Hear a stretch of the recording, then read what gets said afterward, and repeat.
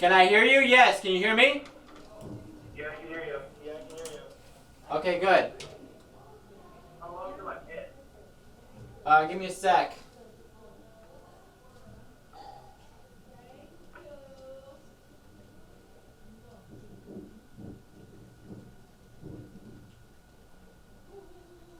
You're at the very top, just letting you know. I thought the lighting would be good, but it's not. I know. Could you close it just a bit, though? The aperture. Yeah. Mikey test, Mikey test.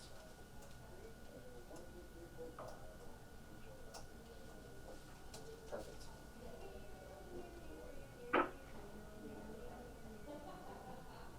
Yeah, you're the very first story, Adam. Very first story.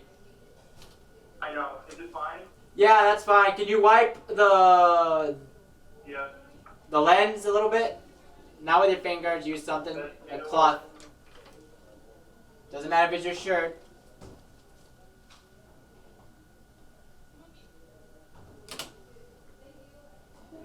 How's it going now? Way better. Try to focus it a little bit. You're a little blurry. Yeah. Which one is it? Is it the one with the senators? Okay.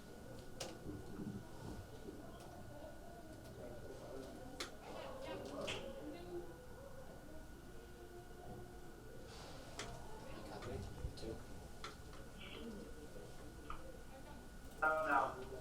Alright, we're going to show. That's good. That will have to do. Now in News 11's early edition, U.S. senators good, joined though. forces to tackle the border crisis in Yuma. We share a live report from Somerton and what local leaders shared with lawmakers who represent us in our nation's capital. I'm relieved, to say the least, of the actions that were taken today. Imperial County declares a state of emergency in hopes for more funding to help get migrants off the streets in Calexico. It's a quality of life issue. Dozens of Imperial County healthcare professionals speaking out. Hear what they have to say about the decision to close ECRMC's pediatric stand by, Adam. obstetrics departments. Live from Studio A in Yuma, Arizona, broadcasting across Calexico, throughout Imperial Valley, Yuma, and streaming live on KYMA.com. You're watching Early Edition. Good evening. Thank you so much for joining us for the early edition. I'm Scott Stand by Gross. for Today, a duel. bipartisan group of U.S. senators led by independent Arizona Senator Kyrsten Sinema visited the Yuma border. But will their visit bring any change to the ongoing local border issues? Our Adam Klepp is live from the Regional Center duel. for Border Health tonight, beginning our team coverage. Q. Scott, good evening. Today, many senators coming to the border, including Kyrsten Sinema and Mark Kelly, as you said. And Yuma leaders in a roundtable today said this was the first time they can remember a bipartisan group of D.C. lawmakers touring the Yuma border. They saw the Morelos Dam gaps, as well as where the border wall ends as it meets the Cocopah Reservation, meeting with Yuma sector's new CBP chief who took over for Chris Clem, who just recently retired. Again, they also toured a soft-sided processing facility, but then from where the migrants go from CBP custody to here at the Regional Center for Border Health, they met with the workers here who work on processing migrants and getting them to Phoenix. Now, all of the senators say they're working on getting bipartisan immigration law done in D.C. and are optimistic it can happen despite recent roadblocks. You know, we see every single day Washington's failure to address the situation. That has been my experience my entire life. Now, fortunately today, we've got a group that has educated themselves on this issue and also want to do something about it. Q. And just briefly speaking to Yuma leaders after the roundtable, all of them thought it was productive. Also in attendance was County Supervisor Jonathan Lyons and Yuma County Sheriff Leon Wilmot and Mayor of Somerton Jerry Anaya. And I'll have a full recap of the senators' time in Yuma as well as on the roundtable tonight on Nightside. Reporting live at Somerton, Adam Klepp, News 11. Scott, back to you.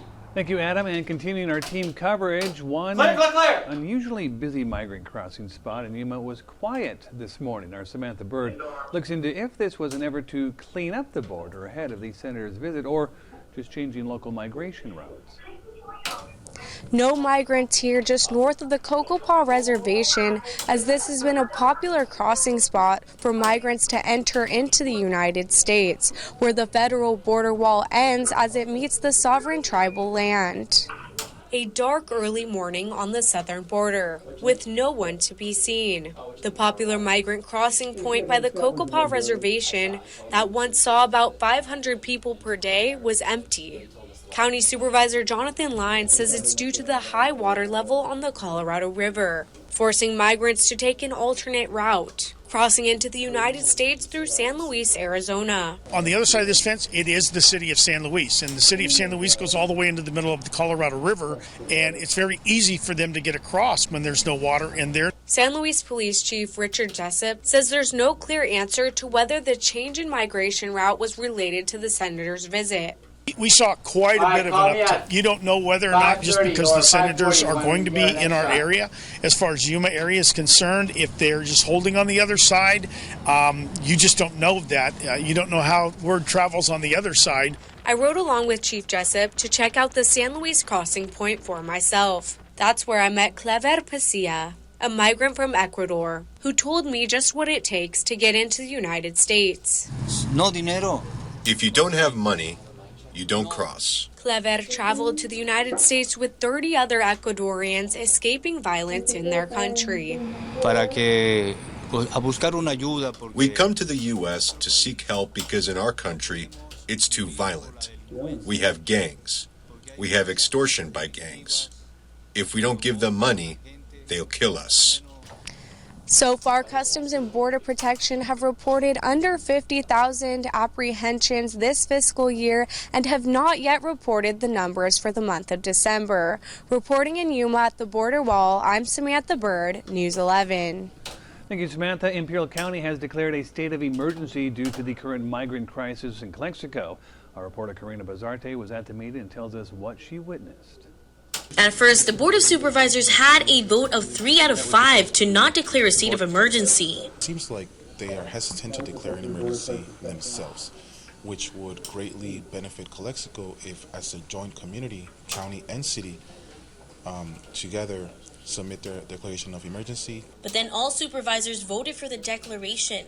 It will help get funding to help these migrants off the streets and to their sponsor families. According to the city of Calexico, migrants are getting released 6 times a day, with groups up to 19 migrants. They also say immigration and custom enforcement does not notify them. A member of the program who helps migrants when they're dropped off says this will be a big help in getting funding from the state. I'm relieved, to say the least, of the actions that were taken today.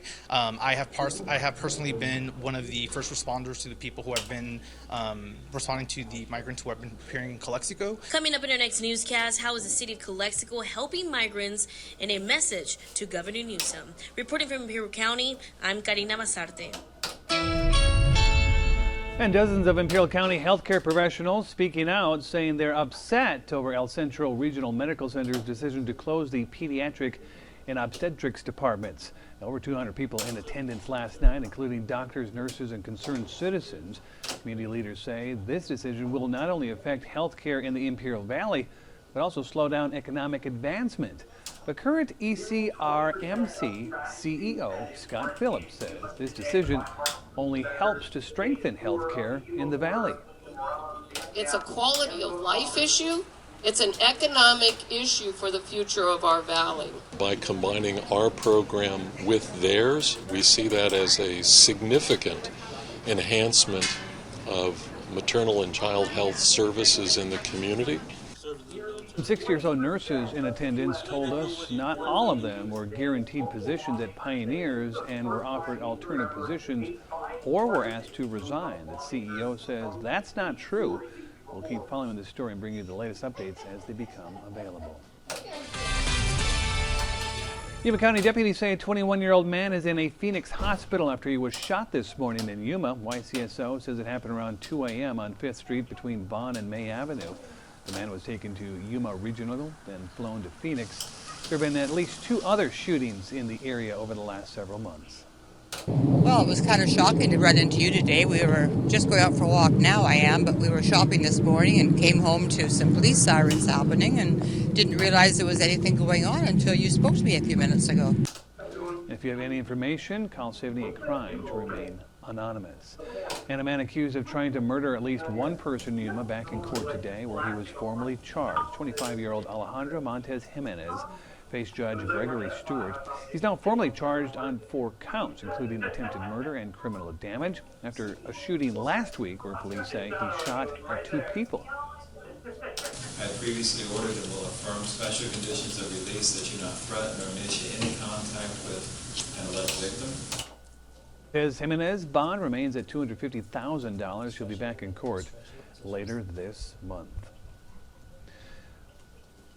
Well, we're going to take a look at our weather here very, very shortly as we work our way through the month of January. We bring in Melissa Zaremba from the KYMA Weather Center for a look on this Tuesday. Hello, Melissa.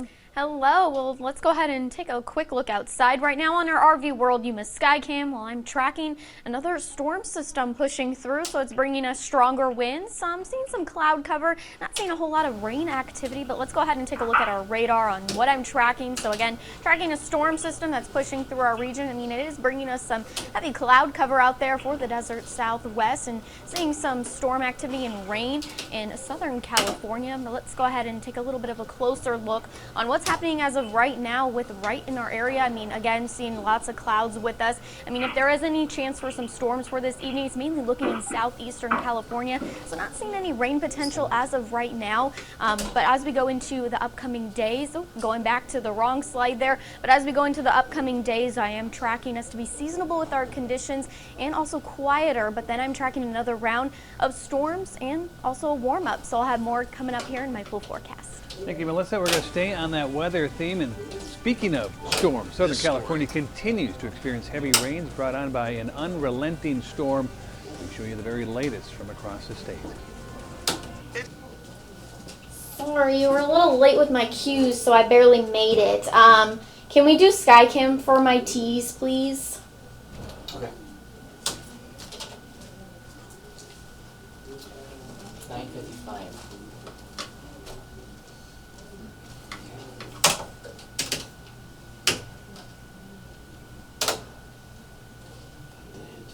Get this nonsense. There we go. I remember now. So we're going to increase her weather from 2:30 to 3. Okay. Master Control, could you open the hours? Because we had the Biden in Mexico pack, and then with all the lives and everything coming in late, I just loaded that where you got in 10. Okay, could you do me a favor and... Oh wait, you already moved it? Okay. I was talking about Pet of the Week.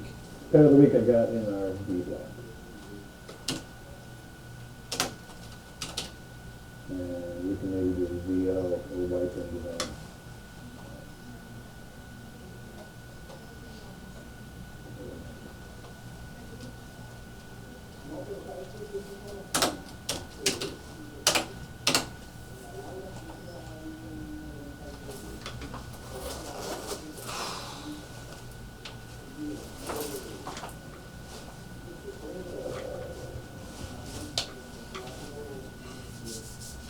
It's Tuesday.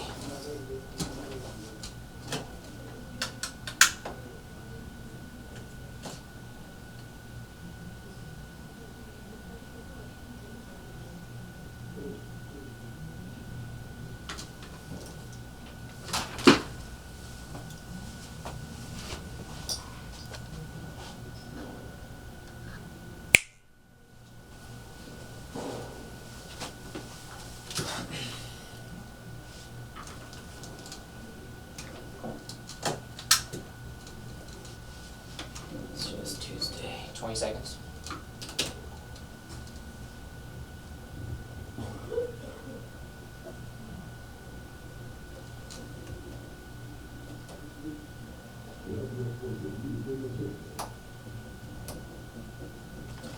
Stand by.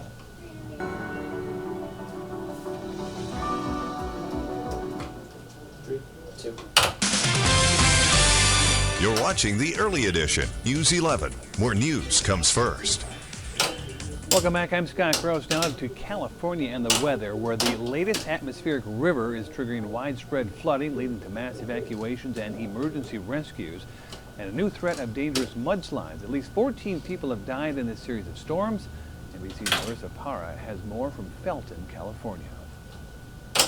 Yeah, thousands of Californians have been forced to flee their homes as a result of all of this rain and this wind that's caused so much damage. To give you a little perspective, we're in Felton, California.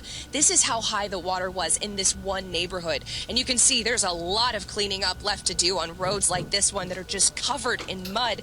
But here's the worst part. It's not over yet. Different parts of California still under the flood warning, 90% of the state.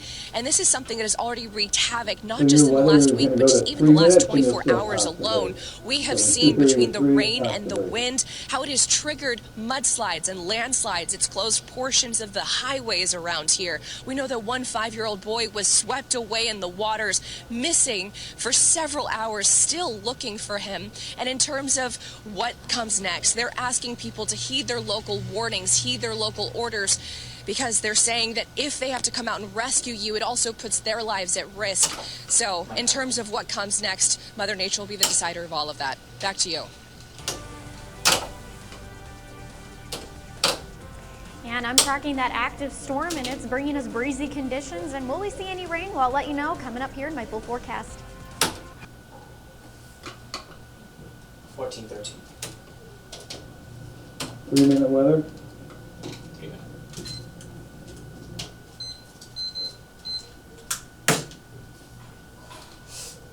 Okie dokie.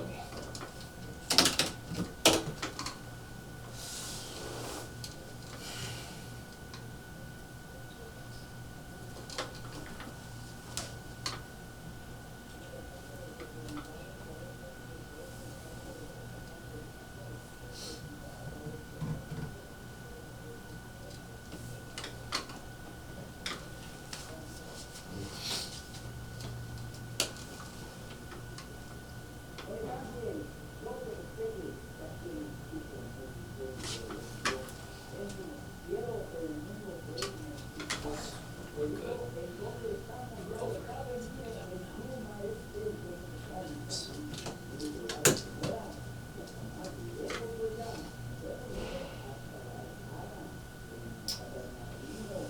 I can't believe I messed it up.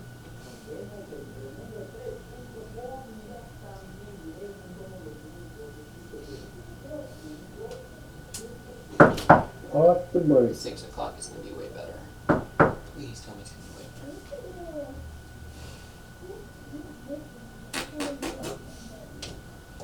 Skycam or no Skycam? It was? Really? Looks the same. I don't know.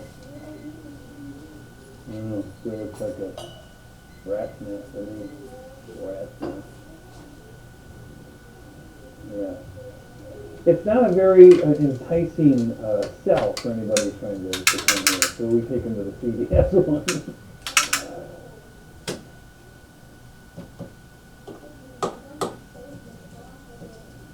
Yeah. Yeah. Stand by. Stand by.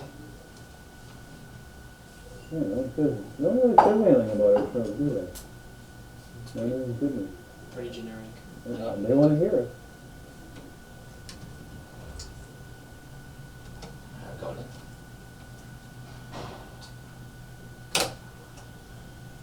Weather Authority local weather forecast.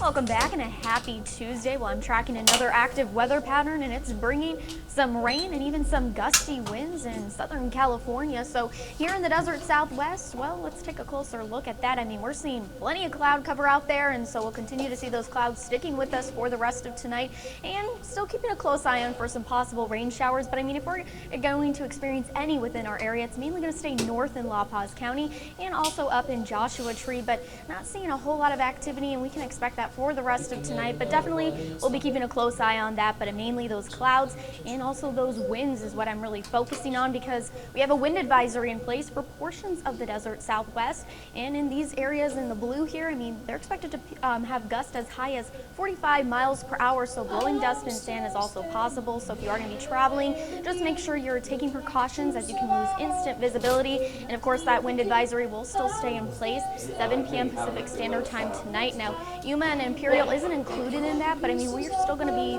pretty breezy, especially in Imperial Valley. So let's go ahead and take a closer look as we get ready into our 6 o'clock hour. We're looking at wind gusts about 25 miles per hour or even stronger. And then in Yuma County areas, we're going to still be on the fairly lighter side, but I mean, looking up north in Blythe and Quartzsite, pretty breezy up there, as well as we'll see some gusts about 30 miles per hour here and there. And then going into our 9 o'clock hour, I mean, we're going to see those winds calm down quite a bit. But then as we go into our morning hours, I mean, we'll still be dealing with winds about 20 miles per hour here and there. And then we'll calm down as we go into our later in the morning and also into our afternoon for Wednesday. So I mean, winds will be fairly light for our Wednesday afternoon, and will be much calmer and quieter with our conditions. However, looking at our air quality index presented by Imperial County Air Pollution Control District, it's looking pretty good. Excuse the yellow, we're actually all green for the valley, so we definitely love to see that. And going in for the rest of tonight, I mean, it's Taco Tuesday. If you have any plans for tonight, we'll still be having those lighter winds and still having partly cloudy skies for the rest of tonight. And our temperatures, not too bad. We'll be in the low 60s as we go into later tonight. But just keep in mind, our early mornings are still going to be pretty chilly, as we'll see some mid and upper 40s for our overnight lows. So just keep that in mind. If you're going to be getting up a little bit earlier, it'll be pretty chilly. But here's a look on what we can expect for the rest of the week and the upcoming days on our 8-day forecast. We'll continue to see lingering clouds out there for the next few days with more seasonable temperatures. But I am tracking a warming trend as we go into Thursday and going into our weekend, and more clouds will rejoin, because I am tracking another round where we could experience some showers again. So hopefully we'll get a shot this time. And then on Monday, for Martin Luther King Jr. Day, we'll be back in those seasonable temperatures, making it pretty comfortable out there.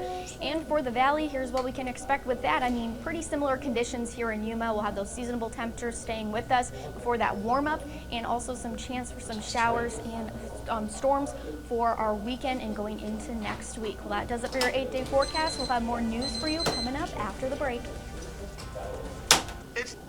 Alrighty. Come on, don't move. 1958. Did I hit my 3? You actually did this time. Alright, I'm surprised, because you were like a minute, and then I was on my 8th day, and I'm like, dang it. So you see, that's what happens when you actually listen. I went through it so quickly, and I'm like, but it's okay. No, it was fine. We don't have a 6, and I'm like, dang. We don't. That means I messed up, and it's going to stay on my record. Visual record. Hi. Nah, you're fine. But No, I mean I messed up on something. Oh. On myself, not you. You're good. Oh, good. No! You can never know what it's like.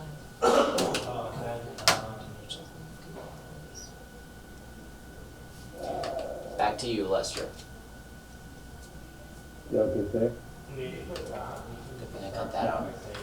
An antibiotic? Antibiotic? Antibiotic. Sounds robotic, doesn't it? Back to you. There's a lot of back to you left, dude.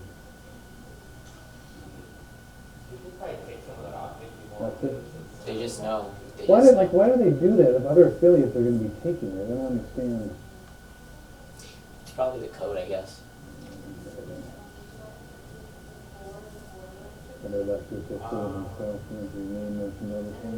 I'm gonna assume that some of those codes are specifically for Lester stuff. Probably. And we just pick it up. Do we want it? We gotta edit. But I'm starting to make sure that they don't say it anymore. I'm trying to look for it. Just call Lester and say, hey, which ones do you use? So I don't use them. Okay. It's 26.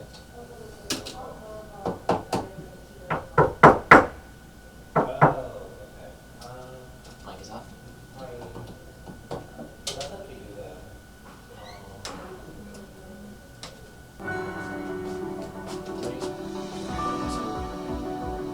What's up? Welcome back. I'm Scott Gross. The list of shortages keeps growing. Over the last couple of months, pharmacies have been limited to Tamiflu, amoxicillin, and other medications, and some of those medicines are still hard to find. Liam Garrity shares more. Pharmacies are flooded with calls, but this time it's for another shortage. This one impacting medicine for kids. We may be lucky. I checked this morning, there was nothing.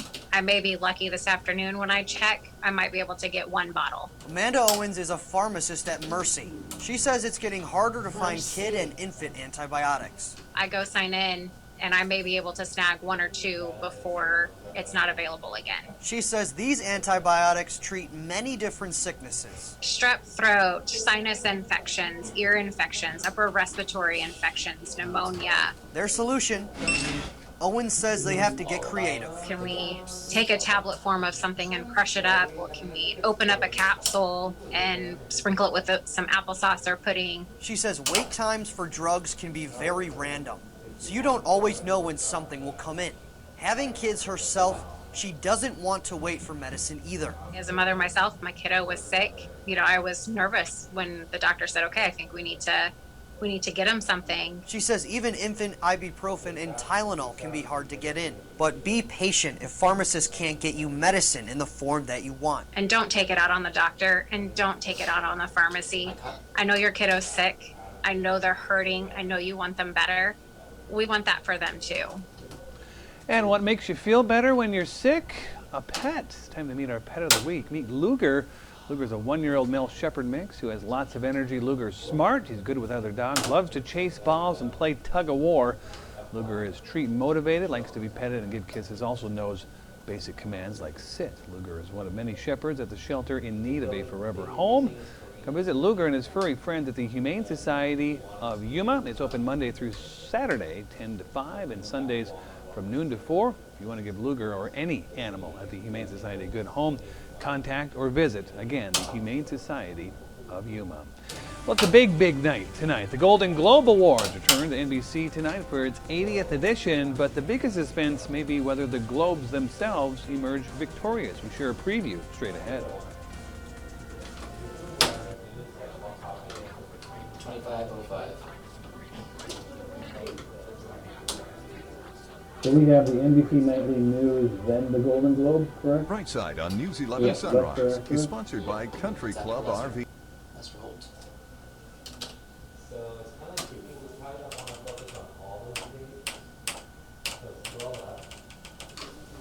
Where's my Golden Globes background?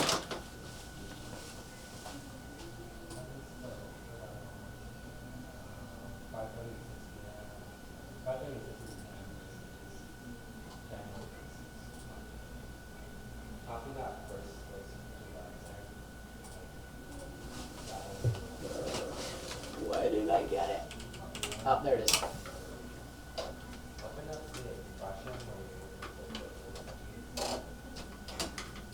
Sit up straight.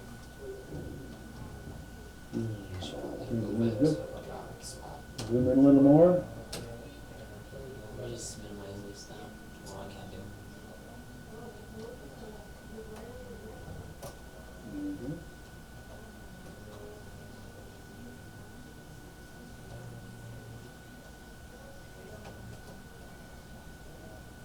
Let's try to get rid of that empty space.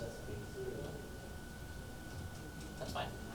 So, line 1, you can towel it like, what is it called again? Yeah. Can you just go to your left, please? That's fine.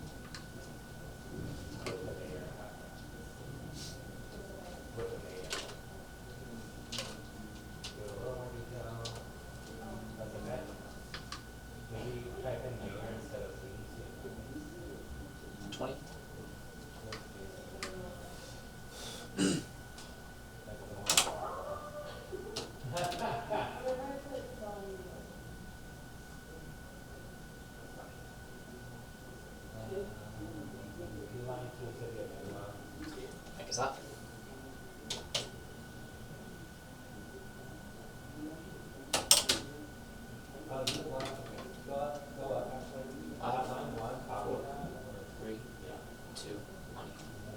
Before we go, the Golden Globe Awards return to NBC tonight for its 80th edition. Controversy sidelined the show last year, but it's back to honor the year's best in TV and movies. Jonna Kim joins us live from the red carpet at Beverly Hilton in Beverly Hills, California with a preview. Good evening from a wet and rainy Beverly Hills, Scott. The Golden Globes, as you know, honors the best of both television and film, so we have a lot of outstanding nominees. But this year, we also have some clear frontrunners. I just don't like you no more. That's how many felt about the Golden Globes this time last year, with the criticism forcing an overhaul. I think most people in the Hollywood community feel like there's been enough change, there's been enough evolution amongst the Golden Globes voters who have doubled in size and become much more diverse in the last year and a half, that they should be supported again. The traditionally freewheeling show, if Angela Bassett don't win, I'm quitting mid-show, is now striving for normalcy. The fact that they were able to get Gerard Carmichael to host and an interesting slate of nominees, I think there'll be a lot of big stars in the room. This is our home! Box office heavyweights Avatar: The Way of Water and Top Gun: Maverick are among the best drama contenders. But Entertainment Weekly's Dave Karger expects The Fabelmans to win. It's a very personal film for Steven Spielberg with a great cast. I think that's the one to beat. Karger also sees The Banshees of Inisherin winning Best Musical or Comedy, with acting honors for Colin Farrell. The Whale's Brendan Fraser is a favorite for Best Actor in a Drama, but he's skipping tonight's show, saying he was groped years ago by the former president of the Hollywood Foreign Press. Will they give him the award knowing that he's not going to come? I still think it's between him and Austin Butler for Elvis. Karger also anticipates acting wins for Cate Blanchett and Michelle Yeoh. But the biggest suspense may be whether the Golden Globes manages to reemerge victorious. Among the television nominees, Abbott Elementary currently leads the pack with 5 total nominations, with White Lotus and Severance also expected to win big. In Beverly Hills, News 11, Scott, back to you. Thank you very much. Lester Holt in the NBC Nightly News is next, and then you can catch the Golden Globes right here at 6 o'clock. I'll see you at 10.